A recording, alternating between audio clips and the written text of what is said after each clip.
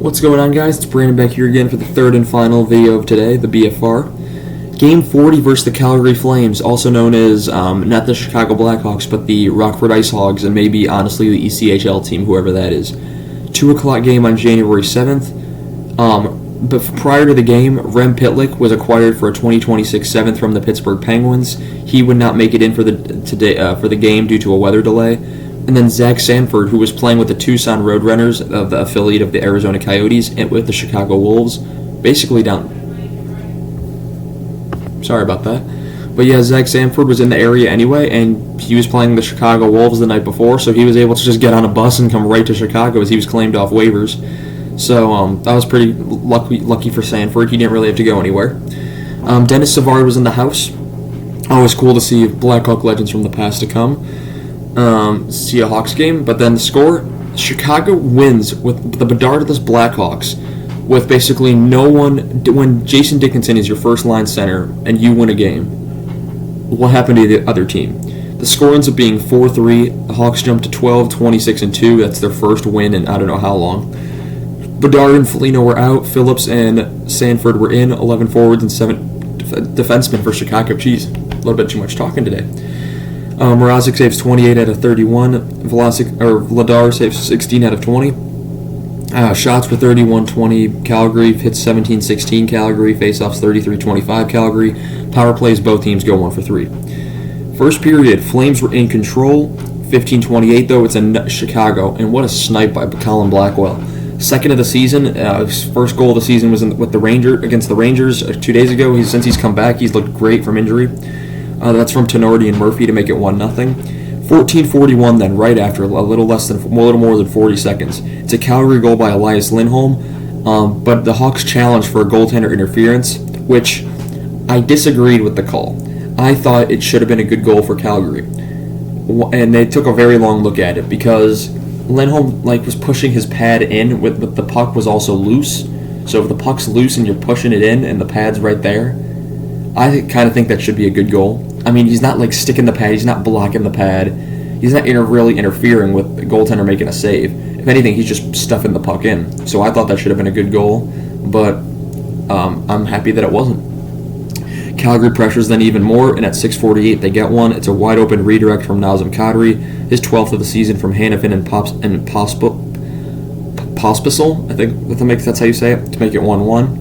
Calgary then had multiple posts. 5:25, Chicago penalty to Zaitsev for hooking, which would be killed, and that was not a great call. Blackwell is denied. Vladar was making some robberies. 3:02, Calgary penalty to Tanev for holding, which would be killed. We go to the second period. Scramble is cleared early on at 17:13, and then at 17:13, it's a Chicago penalty to Cini for tripping. And at 16:34, Calgary scores. It's a power play deflection off Murphy from Andrew Mangiapane, 8th of the season from Huberdeau and Uyghur to make it 1-1 or 2-1.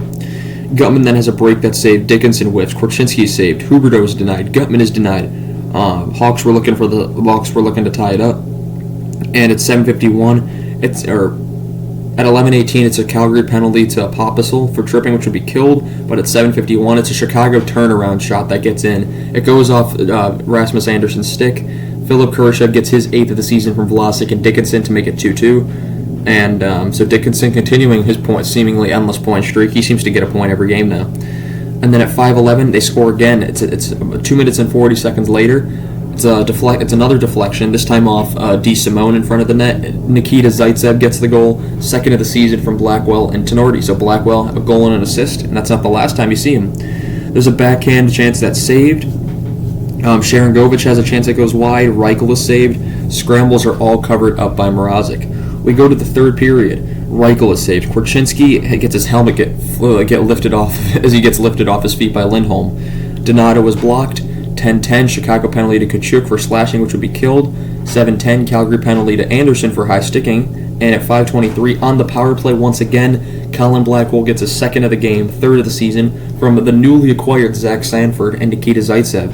So that's Sanford's first point as a Hawk. Nikita Zaitsev with a multi-point game. Colin Blackwell with a multi-goal, 3-point game. 4:41, then it's a Calgary goal off the side of the net, so about 40 seconds later as typical. It's Nazem Kadri again with his 13th of the season from Huberdeau and Anderson to make it 4-3. Calgary pulls the goalie at 2:30. Chicago calls a timeout at 58.4. But Sharangovich and Backlund are both denied late, but that would end the game. So, should this game have been tied up at 4-4? I do believe so. But the Hawks end up winning this game somehow. Calgary can only be embarrassed as all hell from that. But we are one game from halfway through the season, and that'll be tomorrow against the Edmonton Oilers at home. I was supposed to be in attendance. I no longer can attend the game. But overall, we're almost halfway through the season. As of tomorrow, we'll be halfway through the season with the Hawks. And the season's going by pretty quick, I will say. It's going by quicker, I think, than the last 2 years. But that's going to be all I have for you guys in this one. 3 BFRs done, about a little over probably like 15 minutes of talking. I think, I don't know how long each of these videos will be, but I want to thank you guys so much for watching this video. And you know what? Leave a like, comment, or whatever you want down below. Tell me what you thought of this game and how do you think the Hawks can continue winning games without Bedard, without Athanasiou, Radish, Foligno, Taylor Hall. You know, you name them, they're all out of the lineup. So basically the entire top 6 is almost gone. So thank you guys so much for watching once again. I shall see you guys in the next one. Have a good one.